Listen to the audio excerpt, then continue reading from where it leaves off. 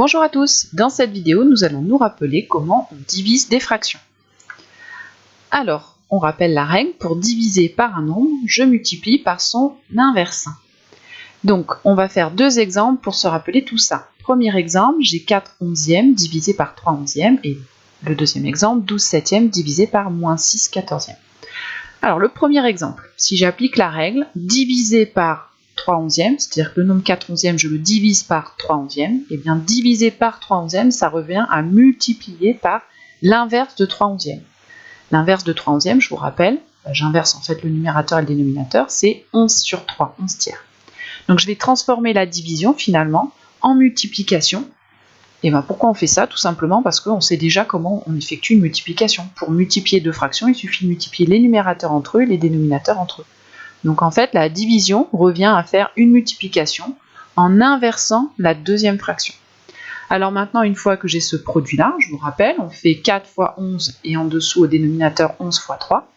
Avant d'effectuer le produit, je me rends compte que là, je peux simplifier par 11. Donc je simplifie par 11 et il me reste donc 4 tiers. Voilà, je mets en valeur la réponse.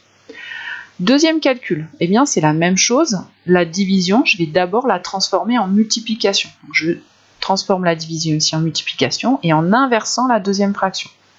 La première, attention, on la laisse telle quelle.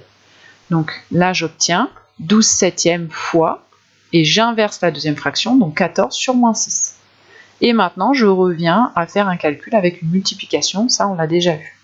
Alors je résous d'abord le problème du signe, là j'ai une fraction qui est positive, et ici une fraction qui est négative à cause du moins, donc avec la règle des signes. Je résous d'abord le problème du signe, ça va me donner un résultat négatif. Et ensuite, je fais 12 fois 14 et 7 fois 6. Le moins, finalement, est ici. Alors, avant d'effectuer le produit, je vous rappelle, on regarde si on ne peut pas simplifier. Alors là, on voit que 12, c'est 6 fois 2 et que 14, c'est 7 fois 2. Donc, on voit qu'on va pouvoir simplifier par 6 et par 7. Donc, je décompose le 12 en 6 fois 2, le 14 en 7 fois 2.